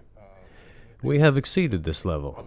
According to our figures, our bilateral trade with China totals already $230 billion, and the Chinese statistics says it is $240 billion. One more important thing. Our trade is well balanced, mutually complementary in high-tech, energy, scientific research and development. It is very balanced. As for BRICS, where Russia took over the presidency this year, the BRICS countries are, by and large, developing very rapidly. Look, if memory serves me right, back in 1992, the share of the G7 countries in the world economy amounted to 47%, whereas in 2022 it was down to, I think, a little over 30%. The BRICS countries accounted for only 16% in 1992, but now their share is greater than that of the G7. It has nothing to do with the events in Ukraine. This is due to the trends of global development and world economy, as I mentioned just now. And this is inevitable. This will keep happening. It is like the rise of the sun. You cannot prevent the sun from rising. You have to adapt to it. How do the United States adapt? With the help of force, sanctions, pressure, bombings, and use of armed forces. This is about self-conceit. Your political establishment does not understand that the world is changing under objective circumstances. And in order to preserve your level, even if someone aspires, pardon me, to the level of dominance, you have to make the right decisions in a competent and timely manner. Such brutal actions, including with regard to Russia and, say, other countries, are counterproductive. This is an obvious fact. It has already become evident. You just asked me if another leader comes and changes something. It is not about the leader. It is not about the personality of a particular person. I had a very good relationship with, say, Bush. I know that in the United States, he was portrayed as some kind of a country boy who does not understand much. I assure you that this is not the case. I think he made a lot of mistakes with regard to Russia, too.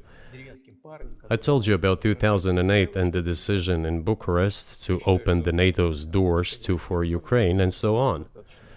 That happened during his presidency. He actually exercised pressure on the Europeans. But in general, on a personal human level, I had a very good relationship with him. He was no worse than any other American or Russian or European politician. I assure you, he understood what he was doing as well as others. I had such personal relationship with Trump as well. It is not about the personality of the leader, it is about the elite's mindset.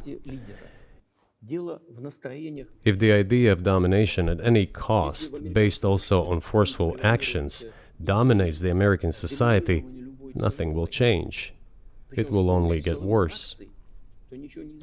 But if, in the end, one comes to the awareness that the world has been changing due to the objective circumstances, and that one should be able to adapt to them in time, using the advantages that the US still has today, then perhaps something may change. Look, China's economy has become the first economy in the world in purchasing power parity. In terms of volume, it overtook the US a long time ago. The USA comes second, then India, 1.5 billion people, and then Japan, with Russia in the fifth place. Russia was the first economy in Europe last year, despite all the sanctions and restrictions. Is it normal from your point of view? Sanctions, restrictions, impossibility of payments in dollars, being cut off from SWIFT services, sanctions against our ships carrying oil, sanctions against airplanes, sanctions in everything, everywhere. The largest number of sanctions in the world which are applied against Russia. And we have become Europe's first economy during this time. The tools that US uses don't work. Well, one has to think about what to do. If this realization comes to the ruling elites, then yes, then the first person of the state will act in anticipation of what the voters and the people who make decisions at various levels expect from this person. Then maybe something will change. But you're describing two different systems. You say the leader acts in the interest of the voters, but you also say these decisions are not made by the leader, they're made by the ruling classes. You've run this country for so long, you've known all these American presidents. What are those power centers in the United States, do you think? Like, who actually makes the decisions?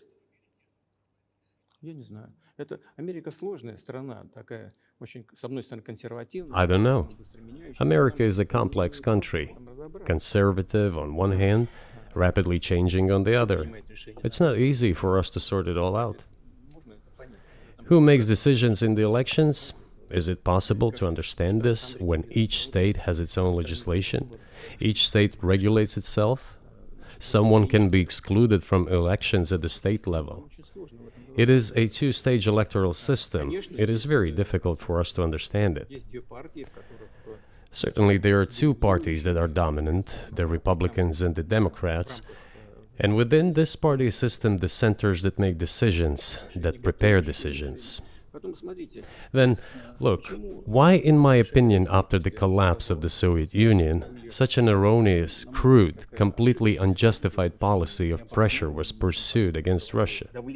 After all, this is a policy of pressure. NATO expansion, support for the separatists in Caucasus, creation of a missile defense system. These are all elements of pressure.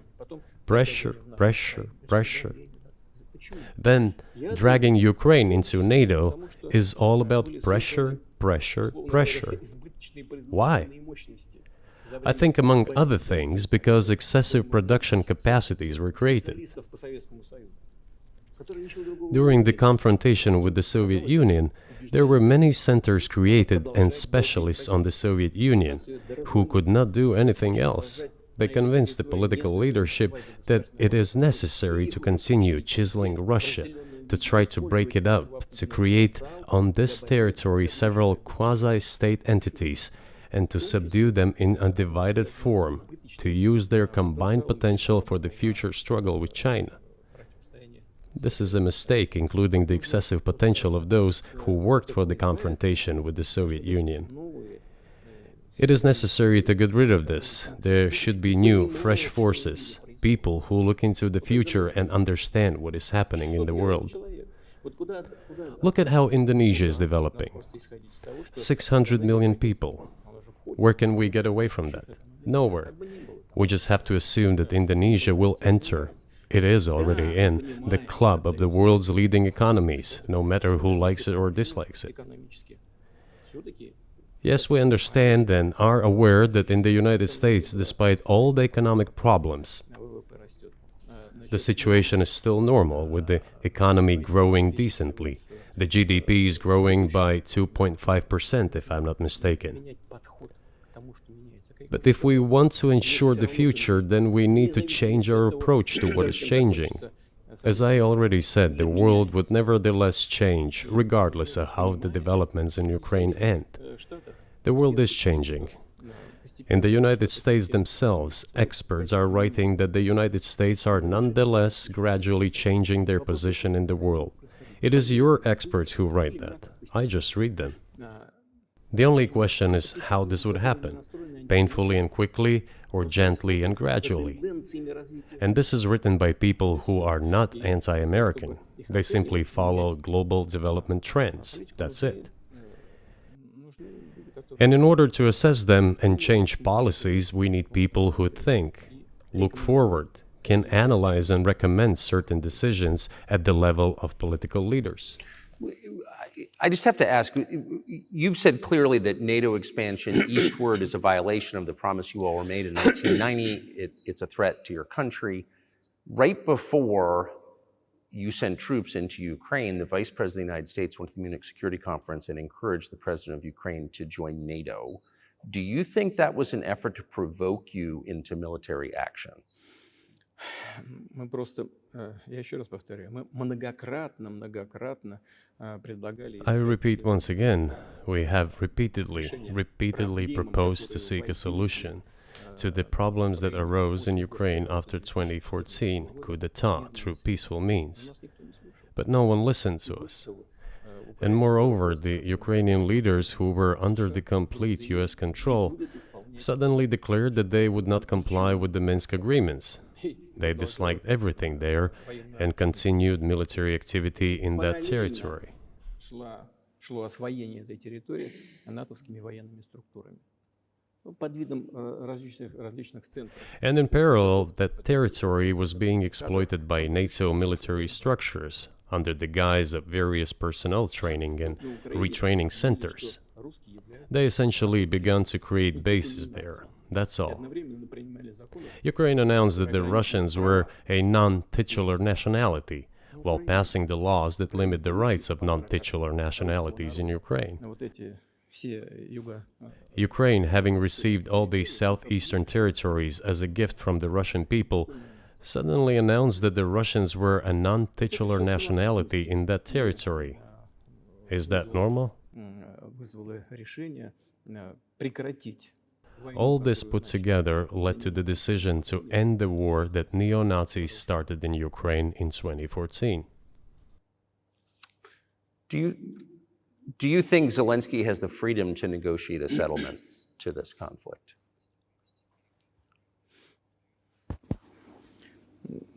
I don't know the details. Of course, it's difficult for me to judge.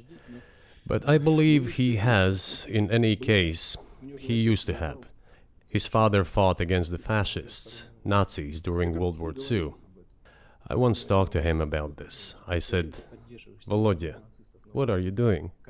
Why are you supporting neo-Nazis in Ukraine today, while your father fought against fascism? He was a front-line soldier. I will not tell you what he answered. This is a separate topic, and I think it's incorrect for me to do so. But as to the freedom of choice, why not? He came to power on the expectations of Ukrainian people that he would lead Ukraine to peace. He talked about this. It was thanks to this that he won the elections overwhelmingly. But then, when he came to power, in my opinion, he realized two things. Firstly, it is better not to clash with neo-Nazis and nationalists, because they are aggressive and very active. You can expect anything from them. And secondly, the US-led West supports them and will always support those who antagonize with Russia. It is beneficial and safe. So he took the relevant position despite promising his people to end the war in Ukraine. He deceived his voters. But do you think at this point, as of February 2024, he has the latitude, the freedom to speak with you or your government directly about putting an end to this, which clearly isn't helping his country or the world? Can he do that, do you think? Ну, а почему нет? Он же Why not? He considers himself head of state. He won the elections. Although we believe in Russia that the coup d'etat is the primary source of power for everything that happened after 2014. And in this sense, even today, government is flawed. But he considers himself the president, and he is recognized by the United States, all of Europe, and practically the rest of the world in such a capacity. Why not? He can. We negotiated with Ukraine in Istanbul. We agreed. He was aware of this. Moreover, the negotiation group leader, Mr. Arahamiya is his last name, I believe still heads the faction of the ruling party, the party of the president in the Rada. He still heads the presidential faction in the Rada, the country's parliament. He still sits there. He even put his preliminary signature on the document I am telling you about. But then he publicly stated to the whole world, we were ready to sign this document, but Mr. Johnson, then the Prime Minister of Great Britain, came and dissuaded us from doing this, saying it was better to fight Russia. They would give everything needed for us to return what was lost during the clashes with Russia. And we agreed with this proposal. Look, his statement has been published. He said it publicly. Can they return to this or not? The question is, do they want it or not? Further on, President of Ukraine issued a decree prohibiting negotiations with us. Let him cancel that decree, and that's it. We have never refused negotiations, indeed. We hear all the time, is Russia ready? Yes, we have not refused. It was them who publicly refused. Well, let him cancel his decree and enter into negotiations. We have never refused. And the fact that they obeyed the demand or persuasion of Mr. Johnson, the former Prime Minister of Great Britain, seems ridiculous and very sad to me. Because, as Mr. Arahamiya put it, we could have stopped those hostilities with war a year and a half ago already. But the British persuaded us and we refused this. Where is Mr. Johnson now? And the war continues. That's a good question. Where do you think he is and why did he do that?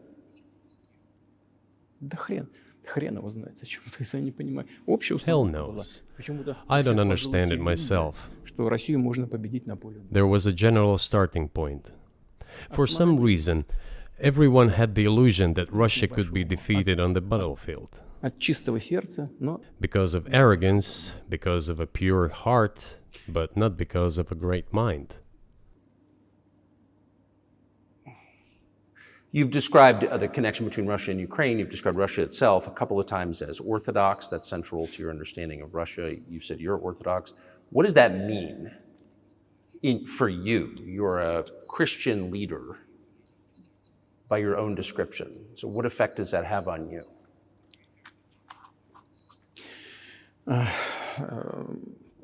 You know, as I already mentioned, in 988, Prince Vladimir himself was baptized following the example of his grandmother, Princess Olga. And then he baptized his squad, and then, gradually, over the course of several years, he baptized all the Rus. It was a lengthy process, from pagans to Christians. It took many years. But in the end, this orthodoxy, Eastern Christianity, deeply rooted itself in the consciousness of the Russian people. When Russia expanded and absorbed other nations who profess Islam, Buddhism, and Judaism, Russia has always been very loyal to those people who profess other religions. This is her strength. This is absolutely clear. And the fact is that the main postulates, main values are very similar, not to say the same, in all world religions I've just mentioned, and which are the traditional religions of the Russian Federation, Russia. By the way, Russian authorities were always very careful about the culture and religion of those people who came into the Russian Empire. This, in my opinion, forms the basis of both security and stability of the Russian statehood. All the peoples inhabiting Russia basically consider it their motherhood. If, say, people move over to you or to Europe from Latin America, an even clearer and more understandable example, people come, but yet they have come to you or to European countries from their historical homeland. And people who profess different religions in Russia consider Russia their motherland. They have no other motherland. We are together. This is one big family, and our traditional values are very similar. I've just mentioned one big family, but everyone has his, her own family. And this is the basis of our society. And if we say that the motherland and the family are specifically connected with each other, it is indeed the case, since it is impossible to ensure a normal future for our children and our families unless we ensure a normal, sustainable future for the entire country, for the motherland. That is why patriotic sentiment is so strong in Russia. But can I say that the one way in which the religions are different is that Christianity is specifically a nonviolent religion. Jesus says, turn the other cheek, don't kill. How can a leader who has to kill, of any country, how can a leader be a Christian? How do you reconcile that to yourself?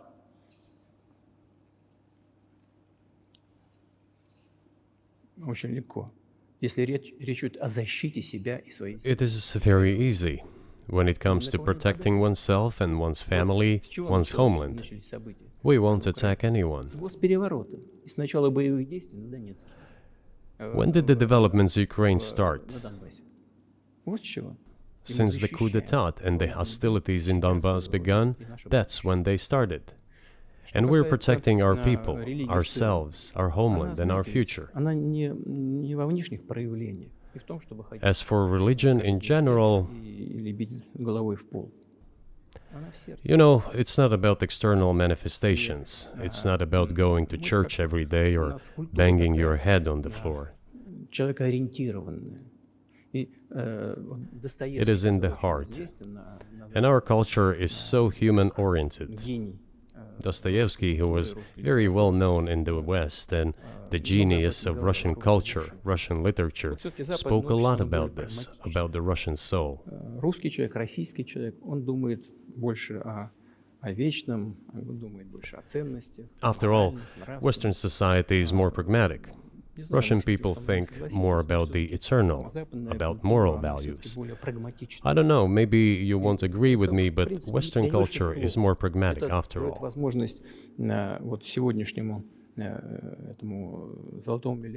I'm not saying this is bad. It makes it possible for today's golden billion to achieve good success in production, even in science and so on. There's nothing wrong with that.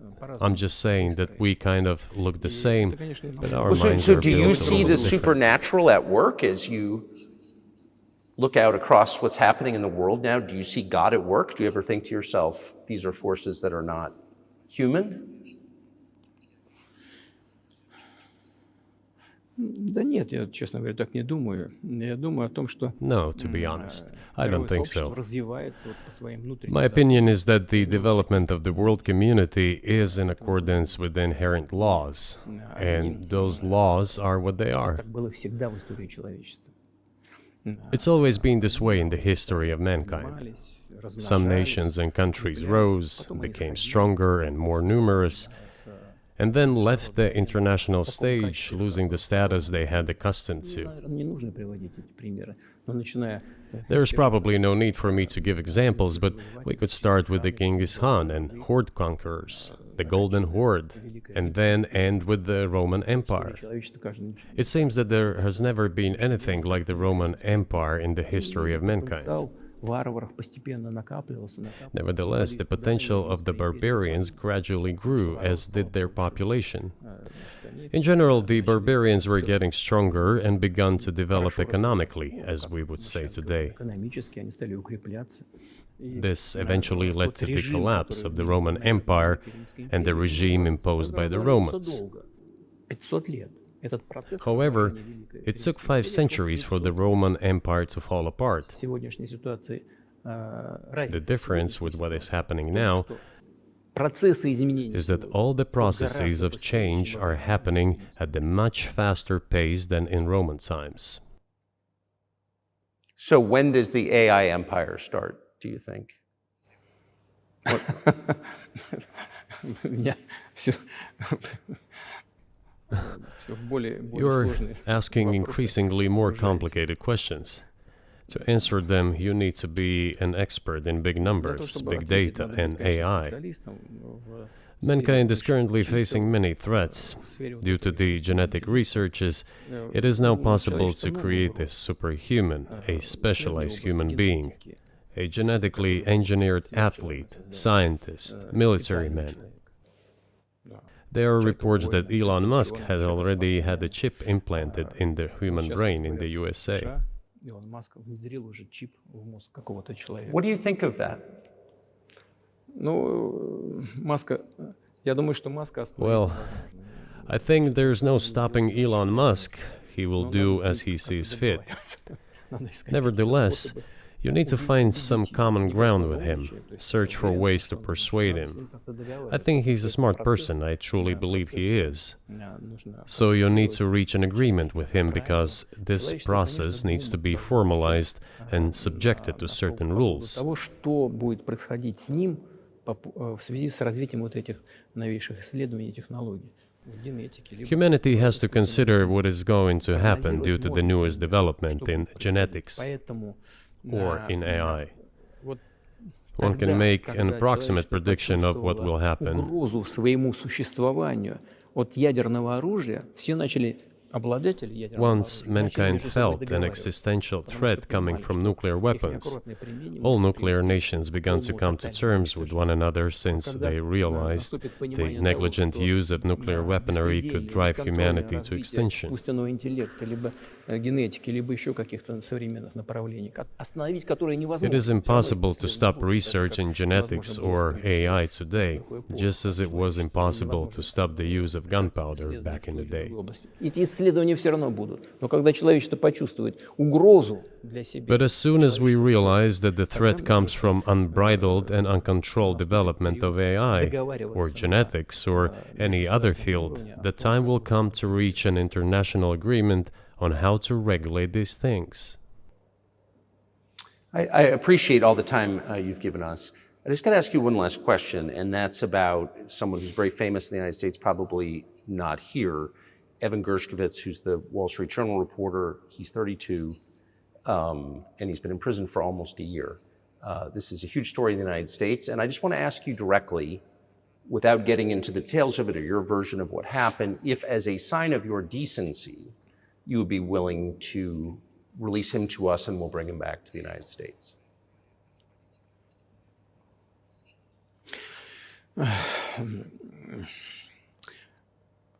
Мы столько сделали жестов доброй воли, что, мне кажется, мы исчерпали все лимиты. We have done so many gestures of goodwill out of decency that I think we have run out of them. Ни разу не ответил. Но We have never seen anyone reciprocate to us in a similar manner. что мы However, in theory, we can say that we do not rule out that we can do не that исключаем того, что мы можем это if our сделать partners при take reciprocal steps. встречном движении со стороны наших When I talk about the partners, I first of all refer to special services. представителей специальных служб. Special services are in contact with one another. They are talking about the matter in question. На то, чтобы не решить это. There is no taboo to settle this Мы issue. готовы ее решать. We are willing to solve Там it. есть определенные условия, которые But there are certain terms being discussed via special services по channels. партнерским каналам между спецслужбами. I believe an agreement can be reached. So typically, I mean, this stuff has happened for obviously centuries. One country catches another spy within its borders, it trades it for one of its own intel guys in another country. I think what makes, and it's not my business, but what makes this different is the guy's obviously not a spy, he's a kid. And maybe he was breaking your law in some way, but he's not a super spy, and everybody knows that. And he's being held hostage in exchange, which is true. With respect, it's true, and everyone knows it's true. So maybe he's in a different category maybe it's not fair to ask for somebody else in exchange for letting him out. Maybe it degrades Russia to do that. Вы знаете, можно как угодно говорить, что такое шпион, что не шпион. You can give different interpretations to what constitutes a spy, but there are certain things provided by law. If a person gets secret information and does that in conspiratorial manner, then this is qualified as espionage. And that is exactly what he was doing. He was receiving classified, confidential information, and he did it covertly. Maybe he did that out of carelessness or his own initiative. Considering the sheer fact, this is qualified as espionage. The fact has been proven, as he was caught red-handed when he was receiving this information. If it had been some far-fetched excuse, some fabrication, something not proven, it would have been a different story then. But he was caught red-handed when he was secretly getting confidential information. What is it then? But are you suggesting that he was working for the US government or NATO, or he was just a reporter who was given material he wasn't supposed to have? Those seem like very different things. Я не знаю, на кого он работал.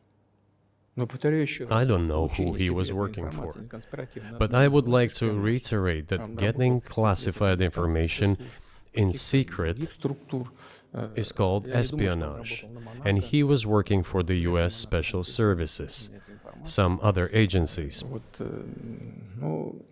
I don't think he was working for Monaco, as Monaco is hardly interested in getting that information. It is up to special services to come to an agreement. Some groundwork has been laid. There are people who, in our view, are not connected with special services. Let me tell you a story about a person serving a sentence in an allied country of the US. That person, due to patriotic sentiments, eliminated a bandit in one of the European capitals. During the events in the Caucasus, do you know what he was doing? I don't want to say that, but I will do it anyway. He was laying our soldiers, taken prisoner, on the road and then drove his car over their heads. What kind of person is that? Can he even be called human? But there was a patriot who eliminated him in one of the European capitals. Whether he did it of his own volition or not, that is a different question. Yeah, but Evan Gershkovich didn't do that. I mean, that's a completely different. I mean, this is a 32-year-old newspaper reporter. He committed something different. He's not just a journalist. I reiterate, he's a journalist who was secretly getting confidential information. Yes, it is different, but still, I'm talking about other people who are essentially controlled by the US authorities, wherever they are serving a sentence. There is an ongoing dialogue between the special services. This has to be resolved in a calm, responsible, and professional manner. They are keeping in touch, so let them do their work. I do not rule out that the person you refer to, Mr. Gershkovich, may return to his motherland. By the end of the day, it does not make any sense to keep him in prison in Russia. We want the US Special Services to think about how they can contribute to achieving the goals our special services are pursuing. We are ready to talk. Moreover, the talks are underway. And there have been many successful examples of these talks crowned with success. Probably this is going to be crowned with success as well. But we have to come to an agreement. I hope you let him out. Mr. President, thank you. I also want him to return to his homeland at last. I'm absolutely sincere. But let me say once again, the dialogue continues. The more public we render things of this nature, the more difficult it becomes to resolve them. Всё должно. Everything has to be done in calm manner. I wonder if that's true Закрытом with the war, though. Also, I mean, I guess I want to ask one more question, which is, and maybe you don't want to say so for strategic reasons, but are you worried that what's happening in Ukraine could lead to something much larger and much more horrible? And how motivated are you just to call the U.S. government and say, let's come to terms?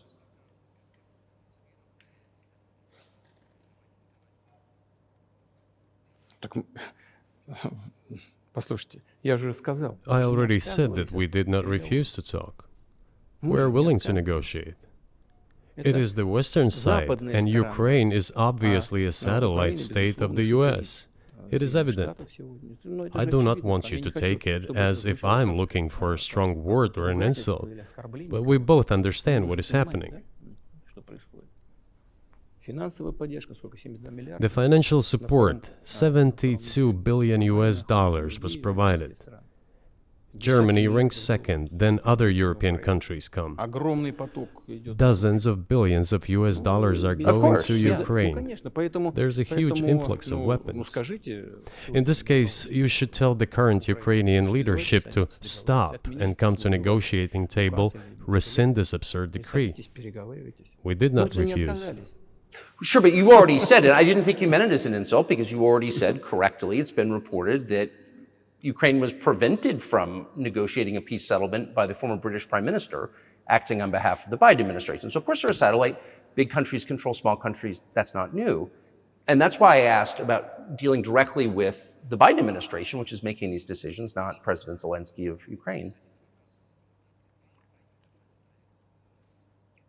Но если администрация Зеленского на Украине отказалась от переговоров, я исхожу из Well, того, что if the Zelensky administration in Ukraine refused to negotiate, I assume they did it under the instruction from Washington.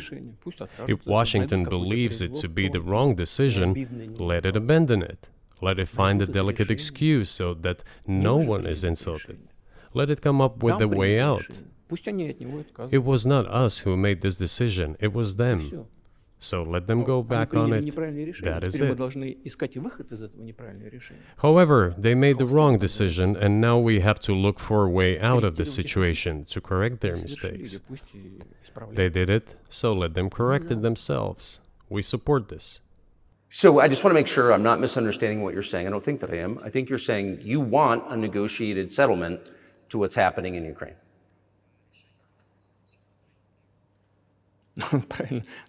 Right. And we made it. We prepared a huge document in Istanbul that was initialed by the head of the Ukrainian delegation. He affixed his signature to some of the provisions, not to all of it.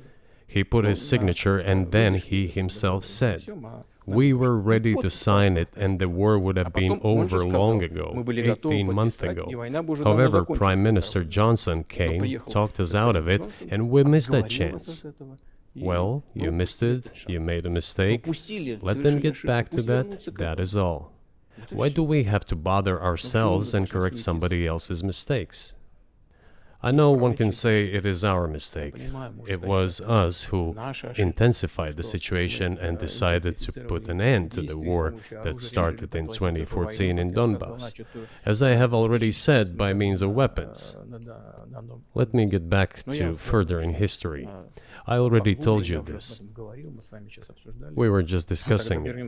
Let us go back to 1991, when we were promised that NATO would not expand, to 2008, when the doors to NATO opened to the declaration of state sovereignty of Ukraine, declaring Ukraine a neutral state. Let us go back to the fact that NATO and US military bases started to appear on the territory of Ukraine, creating threats to us.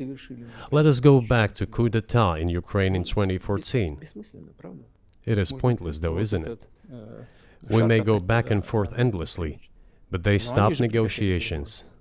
Is it a mistake? Yes. Correct it. We are ready. What else is needed? Do you think it's too humiliating at this point for NATO to accept Russian control of what was 2 years ago Ukrainian territory? Я же сказал, I said, let them think how to do it with dignity. There are options if there is a will.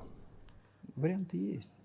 Но если такое желание. Up until now, there has been the uproar and screaming about inflicting a strategic defeat on Russia on the battlefield. Добиться стратегического поражения России, поражения на Now they are apparently coming to realize that it is difficult to achieve, if possible at all. In my opinion, it is impossible by definition. It is never going to happen. Мне кажется, сейчас It seems to me that now those who are in power in the West have come to realize this as well. это осознание пришло. Подумайте теперь. If so, if the realization has set in, they have to think what to do next. Больше того, We are ready for this dialogue. Would you be willing to say, congratulations, NATO, you won, and just keep the situation where it is now? ну, вы знаете, это предмет переговоров. You know, it is a subject matter for the negotiations. No one is willing to conduct, or, to put it more accurately, Точнее сказать, хотят. they are willing but do not know how to do it. Я не только вижу, I know they want я to. знаю, что It is not just I see it, but I know they do want it. But they are struggling to understand how to do it. They have driven the situation to the point where we are at. It is not us who have done that. It is our partners, opponents who have done that. Well, now let them think how to reverse the situation. We're not against it. It would be funny if it were not so sad. Да, было бы смешно, если бы не было так грустно. This endless mobilization in Ukraine, the hysteria, the domestic problems, sooner or later it will result in agreement. Истерика там, внутренние проблемы. You know, this probably sounds strange given the current situation, Все равно мы договоримся. И but the relations between the two peoples will be может, даже rebuilt странно в anyway. сегодняшней ситуации прозвучит. It will take a lot of time, but they will heal. Между народами восстановится. Потребуется много времени. I'll give you very unusual examples. Совсем приведу вам необычный пример. There is a combat encounter on the battlefield. Here's a specific example. Ukrainian soldiers got encircled. This is an example from real life. Украинская Our soldiers were shouting to them, "There is no chance. Surrender yourselves. Come out and you will be alive." Наши солдаты им кричат. Suddenly, the Ukrainian soldiers were screaming from there in Russian, perfect Russian, saying, Вдруг оттуда "Russians, do not surrender." на хорошем русском And all of them и perished. не сдаются. They still identified themselves as Russian. Они до сих пор русскими себя ощущают. В этом смысле то, что What is happening is, to a certain extent, an element of a civil war. и все Everyone in the West thinks that the Russian people have been split by hostilities forever. растащили No, одну they часть will be reunited. другую. Нет, The unity is still there. воссоединение произойдет. Оно никуда и не делось. Why are the Ukrainian authorities dismantling the Ukrainian Orthodox Church? Растаскивают русскую православную церковь. Because it brings together not only the territory, Объединяет не территорию. it brings together our souls. И никому No one will be able не to удастся separate the soul. разделить.